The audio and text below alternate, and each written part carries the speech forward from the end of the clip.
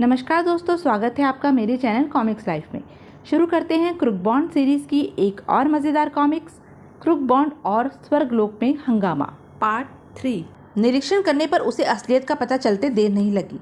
वह बोला, उफ, ये सब तो किसी नशीली वस्तु के सेवन से बेसुध पड़े हैं।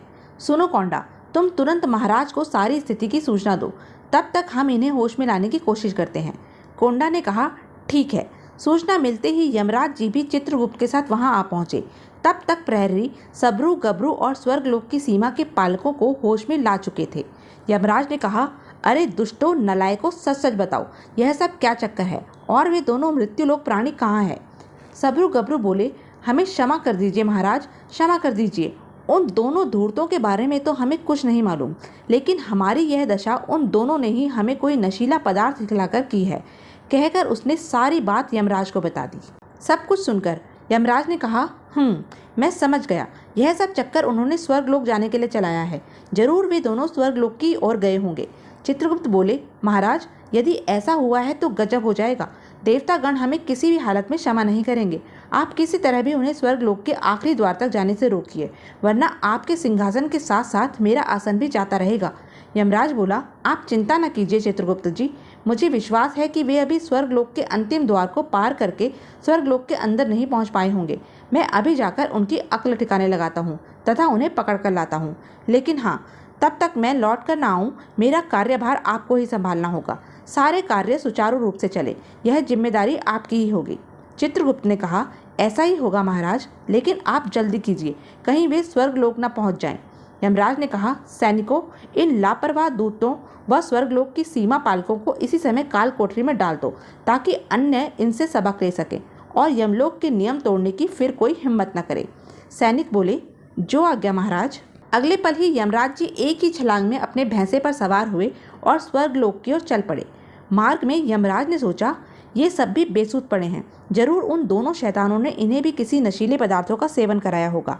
खैर, इनसे तो मैं वापसी में निपटूंगा, पहले उन दोनों शैतानों से निपटूं। और लगभग 1 घंटे की भाग दौड़ के पश्चात यमराज ने सोचा, वे रहे कमबख्त, देखता हूँ अब वे मुझसे बचकर कहाँ जाते हैं। यमराज ने कहा, अरे पृथ्वीलोक के प्राणियों, यदि अपनी खैर चाहते हो तो रुक जाओ, वरना मैं तुम्हें पाताल लोक में पहुँचा दूंगा। क्रूक बॉन्ड ने कहा, अरे बाप रे, यमराज जी आखिर आ ही पहुँचे। मोटू बोला, अब क्या होगा बॉन्ड भैया? क्रूक बॉन्ड बोला, वही होगा जो मंजूर खुदा होगा, बस तू भागता रह। लेकिन यमराज जी का भैंसा उनसे ज़्यादा तेज था। पलक झपकते ही वह उनसे आगे निकलकर उनके सामने खड़ा हो गया।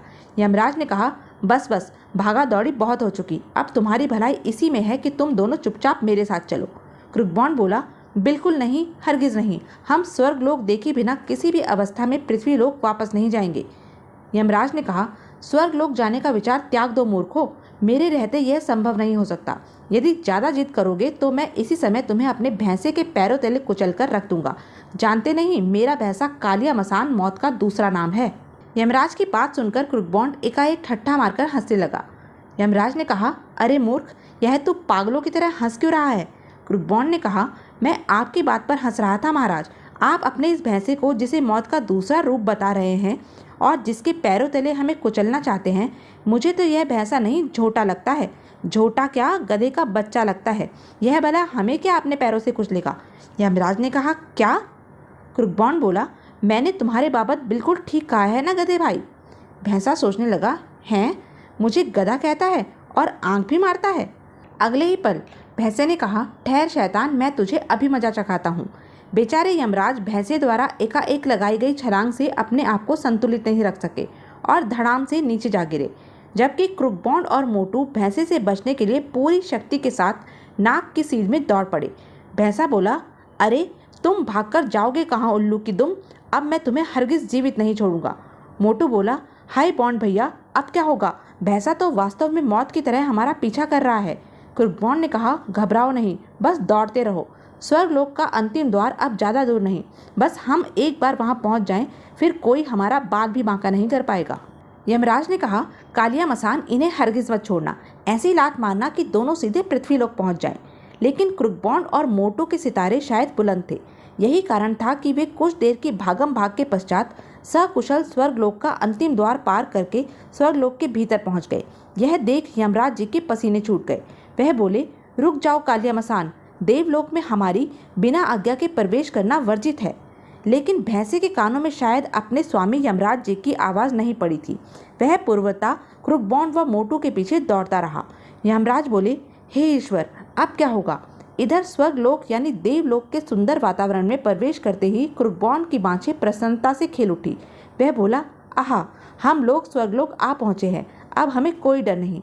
मोटू ने कहा, लेकिन बॉन्ड भैया, वह यमराज जी का गधा तो अब भी दुलत्ती झाड़कर हमारे पीछे पड़ा है। क्रुकबॉन्ड ने कहा, चिंता मत करो, यह हमारा कुछ नहीं बिगाड़ पाएगा, बल्कि देवताओं से उसे ही यहाँ प्रवेश करने पर दंड मिलेगा। आओ आगे चलते हैं। मोटू बोला, ठीक है, चलो। कुछ आगे बढ़ने पर मोटू ने कहा, बॉन्ड भैया, वह देखो, शायद कोई देवता समाधि में लीन है। क्रुकबॉन्ड ने कहा, आहा, वह तो भोले बाबा लगते हैं, चलो उन्हीं की शरण में चलते हैं। शीघ्र ही मोटू और क्रुकबॉन्ड बोले, हमारी रक्षा कीजिए भोले बाबा, दुष्टों का नाश कीजिए और अपने भक्तों के प्राण बचाइए।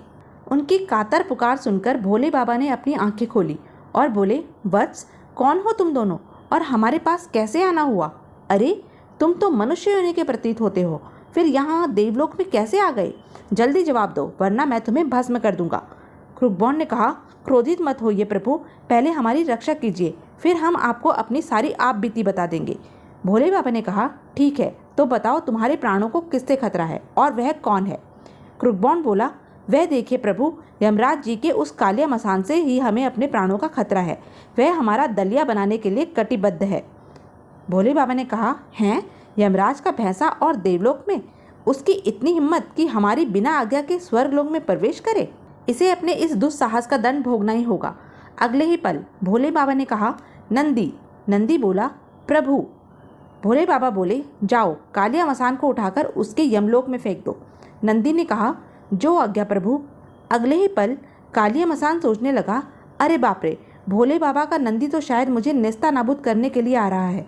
हे प्रभु, रक्षा करो, मेरे पास तो भागने का भी समय नहीं है। परंतु इससे पहले कि कालिया मसान का कोई इष्ट उसकी मदद कर पाता, नंदी बैल ने उसे अपने सींगों पर उठा लिया और उसे हवा में चक्कर देने लगा। कालिया मसान बोला, हाय, मरा, बचाओ। तभी नंदी ने उसे आकाश की ओर उछाल दिया। कालिया मसान ने कहा, आई।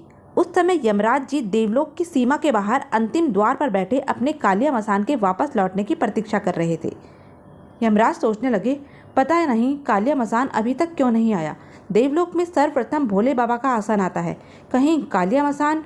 अभी वह सोच ही रहे थे कि तभी कालिया मसान धम से आकर गिरा और बोला, हाय, मैं मर गया प्रभु।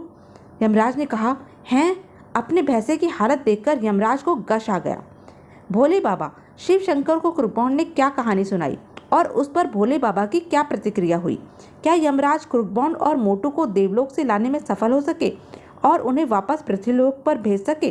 क्या यमराज जी पृथ्वी से लंजू पंजू की आत्माओं को ला पाने में सफल हो सके? सेठ गूंगामल का क्या हुआ? यमराज को उनकी भूल की क्या सजा मिली? क्या क्रुकबॉन्ड और मोटू स्वर्गलोक की सैर कर सके? उन्होंने स्वर्गलोक में क्या हंगामा किया?